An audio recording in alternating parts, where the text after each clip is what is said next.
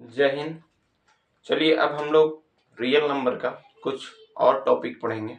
ठीक है, यहाँ देखिए लिखा हुआ है क्या, दर्शाइए कि कोई भी धनात्मक विषम पूर्णांक 6 क्यूब प्लस 1 6 क्यूब प्लस 3 या 6 क्यूब प्लस 5 के रूप का होता है, जहां क्यू कोई पूर्णांक है। ठीक है, तो सबसे पहले यहाँ क्या दे रहा है, जैसे कि ए है ना, मान लीजिए यूक्लिड विभाजन में ए होता है, तो बता रहा है कि ए बराबर हमको लाना है आपको 6 क्यूब प्लस 1 या फिर 6 क्यूब प्लस 3 और यहाँ 6 क्यूब प्लस 5, ये कॉमा देके, मतलब ये चीज हमको दर्शाना है, इसके बराबर ये और ये होता है। ठीक है, तो इसको बनाएंगे हम लोग कैसे। सबसे पहले आपको क्या करना होगा कि यहाँ पे हमको कोई भी होता है तो इधर पे हमारा कोई भी धनात्मक पूर्णांक होता है। ठीक है, तो हम इसको पहले लिखेंगे, कैसे करेंगे समझिए। जैसे यहाँ देखिए लिखना क्या है, माना कोई धनात्मक पूर्णांक बराबर ए। यहाँ धनात्मक पूर्णांक मानना है, विषम पूर्णांक नहीं मानना है। हम हल करेंगे तो यहाँ बोला हुआ विषम पूर्णांक, लेकिन हम मानेंगे क्या, हम लोग मानेंगे हमेशा धनात्मक पूर्णांक। ठीक है, तो ये हो गया। उसके बाद हमें क्या कि हमको b पता करना है, तो b हमारा क्या होता है, जब भी ऐसे आपको मिले जैसे a बराबर 6 क्यूब प्लस 1 है, तो समझिए ये वाला क्या हो गया, b हो गया। ठीक है, और ये q है पहले ही से, तो हमारा b कितना होगा, b बराबर हम लोग लिखेंगे b बराबर यहाँ 6 होगा। और r हमारा क्या होगा, तो r हम लोग जानते हैं कि जो भाजक होता है भाजक से हमेशा छोटा रहेगा, तो छोटा भाजक यहाँ b हमारा कितना है 6 है, यानी कि भाजक हमारा 6 है, तो शेषफल यानी r जो होगा वो क्या होगा, 0 हो सकता है, 1 हो सकता है, 2 हो सकता है, 3 हो सकता है, 4 हो सकता है और 5 हो सकता है। ठीक है, तो यहाँ r हमारा कितना हो सकता है, यहाँ पे हमको पता चल गया, तो यहाँ लिखेंगे r बराबर 0 1 2 3 4 5। ठीक है, तो r का मान हमारा ये हो सकता है। उसके बाद आते हैं कि हम लोग क्या कहेंगे फिर, यूक्लिड विभाजन प्रमेय से, क्या यूक्लिड विभाजन प्रमेय से, यहाँ क्या है, यूक्लिड विभाजन प्रमेय से, तो यूक्लिड विभाजन प्रमेय बराबर क्या होता है, यानी कि हम लोग कहेंगे यूक्लिड विभाजन प्रमेय से यहाँ a बराबर बी क्यू प्लस आर होता है, जहां r से 0 या तो r जो होता है 0 के बराबर या तो 0 से बड़ा होगा और b से छोटा होगा। अब यहाँ पे हम लोग क्या कहेंगे, यूक्लिड विभाजन प्रमेय से तब लिखेंगे जब r का मान कितना रखेंगे, 0 एक बार रखेंगे, एक बार 1 2 3 4 हम लोग जाएंगे कहां तक, 5 तक जाएंगे। तो यहाँ लिखेंगे जब r बराबर 0 हो तो क्या होगा, r बराबर 0 हो तो a बराबर हमारा क्या हो जाएगा, बी क्यू प्लस आर, यानी कि a बराबर हमारा बी क्यू यानी b हमारा कितना है 6 है, तो 6 क्यू प्लस आर कितना है 0, कितना है 0, तो a बराबर हमारा 6 क्यूब आ गया, a बराबर हमारा कितना आ गया 6 क्यूब आ गया। ठीक है, तो जब r बराबर हम लोग 0 रखे तो ये हो गया। उसके बाद जब r का मान कितना रखने पर 1, जब r का मान अगर हम 1 रखते हैं तो यहाँ हमारा a बराबर क्या है बी क्यूब प्लस आर होता है। तो यहाँ पे हम लोग क्या करेंगे कि ये तो ठीक है, लेकिन यहाँ 6 क्यूब प्लस आर का मान आप कितना रखेंगे 1 रखेंगे, तो हमारा a का मान 1 ये आ गया। ठीक है, फिर उसके बाद हम लोग क्या करेंगे, इधर आ जाते हैं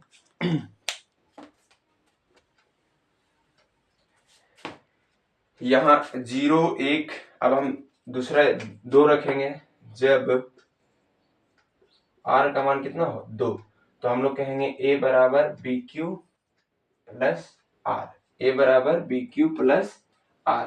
ठीक है, तो ए हमारा क्या हो गया, ए हमारा यहाँ पे बी हमारा 6 हो गया, और ये हमारा क्यू और प्लस में 2 एक और निकल गया। फिर हम लोग लिखेंगे जब आर का मान कितना 3 हो, तो हम लोग ए बराबर बी क्यू प्लस आर का मान हम लोग बी क्यू प्लस आर, तो ए बराबर हमारा क्या हो जाएगा 6 क्यू प्लस 3।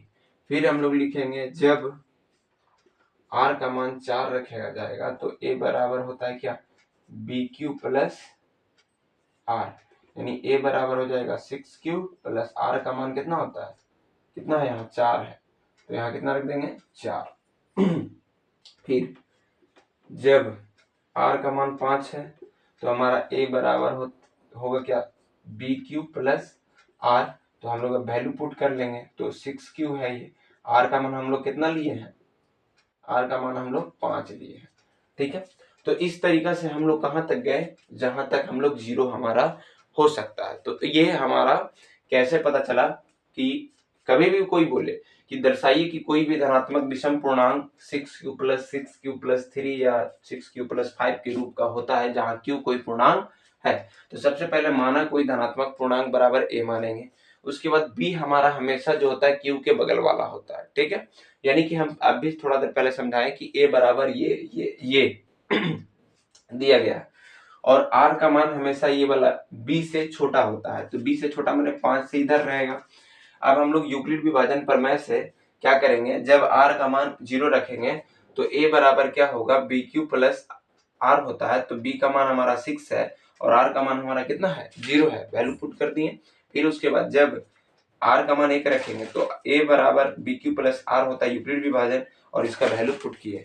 ठीक है, उसके बाद यहाँ 2 3 4 का वैल्यू पुट किए, तो इस तरीका से हुआ। अब जाके हम लोग क्या करेंगे, यहाँ लिखेंगे चूंकि यहाँ पे कौन कौन 6 क्यूब 6 क्यूब प्लस 2 और 6 क्यूब प्लस 4 सम धनात्मक पूर्णांक है, सम धनात्मक पूर्णांक है,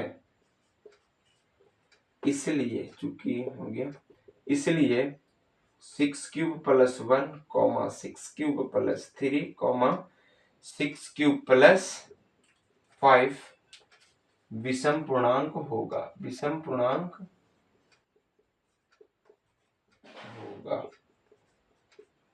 इस तरीके से आप ऐसे क्वेश्चन का हल कर सकते हैं। ठीक है, तो अब चलते हैं हम लोग नेक्स्ट क्वेश्चन की तरफ। अब चलते हैं नेक्स्ट क्वेश्चन की ओर।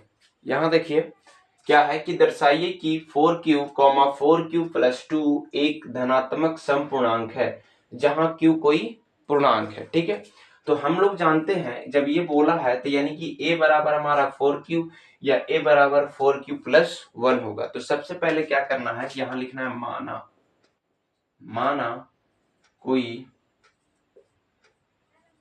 धनात्मक पूर्णांक बराबर a है। हम हमेशा धनात्मक पूर्णांक मानेंगे, सम रहे या विषम रहे या कुछ भी रहे, हम लोग को क्या मानना होगा, हम लोग हमेशा धनात्मक पूर्णांक मानेंगे। उसके बाद हमारा b बराबर हमारा क्या हो जाएगा, b बराबर हमारा हो जाएगा 4, क्योंकि q के बगल वाला ही होता है b, और r का मान हमारा क्या होगा q से हमेशा छोटा, यानी कि 0 होगा 1 होगा 2 होगा और 3 होगा, 4 नहीं होगा। ठीक है, अब हम लोग यहाँ लिखेंगे क्या, यूक्लिड विभाजन प्रमेय से, यूक्लिड विभाजन प्रमेय से। ठीक है, यूक्लिड विभाजन प्रमेय से क्या होता है, यूक्लिड विभाजन प्रमेय, यूक्लिड विभाजन प्रमेय से मैं आपको यहाँ पे इधर नीचे लिखता हूं, इधर यहाँ होता है क्या, a बराबर बी क्यू प्लस आर, और यहाँ जहां r जो होगा 0 के बराबर या तो 0 से छोटा होगा। ठीक है, तो इस तरीका से उसके बाद हम लोग क्या करेंगे, अब जब लिखेंगे जब r का मान कितना रखने पे 0 रखने पे, तो जब r का मान 0 रखेंगे तो क्या हो जाएगा, a क्या होगा, a बराबर बी क्यू प्लस आर होगा। तो a बराबर b हमारा 4q है प्लस r हमारा कितना है, 0 है यहाँ पे, तो a बराबर 4q आ गया।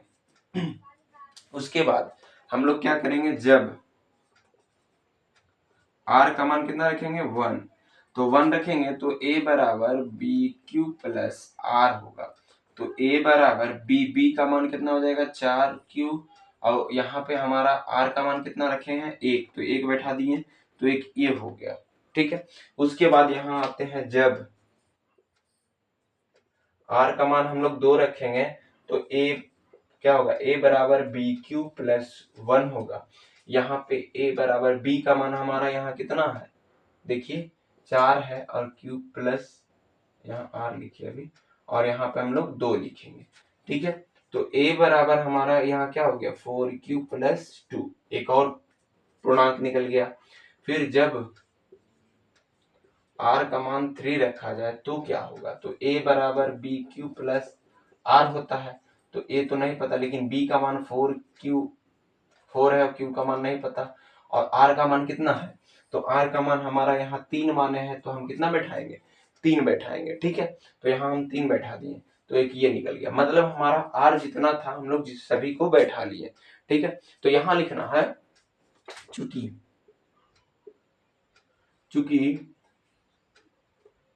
4q प्लस 1, 4q प्लस 3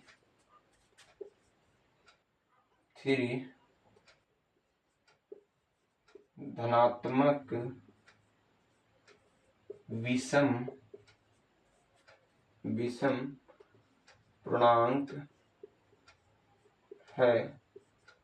विषम पूर्णांक है, इसलिए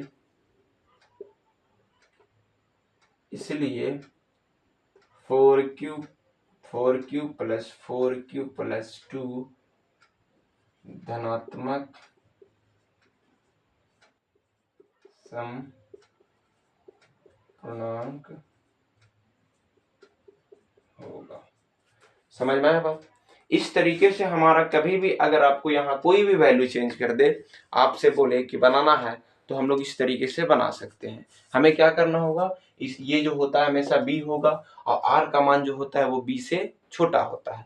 तो r का मान जब b से छोटा होता है तो हम लोगों को क्या करना है, r का मान यहाँ पहले a लिखना है, माना कोई धनात्मक पूर्णांक क्या है, a है, तो b बराबर हमारा क्या हो जाएगा, 4 हो जाएगा, और r का मान हमारा कितना होगा, 4 से कम होगा, यानी कि b का वैल्यू से कम होगा, तो 0 1 2 3 होगा, 0 1 2 3 होगा। उसके बाद a बराबर बी क्यू प्लस आर, जहां पे r जो होगा या तो 0 के बराबर होगा या तो 0 से छोटा होगा। ठीक है, और r हमेशा b से छोटा 0 से बड़ा होगा या तो 0 के बराबर r होगा, लेकिन b जो होगा हमेशा r से बड़ा होगा। फिर हम लोग क्या करेंगे, जितना भी आ रहा है उनका हम लोग मान रख के हम लोग बनाएंगे। जब r का मान 0 रखा जाए तो इस तरीके से बनाएंगे। जब r का मान 1 रखा जाए तो यूक्लिड विभाजन प्रमेय का जो फॉर्मूला है उसको बैठा के वैल्यू पुट कर देना है।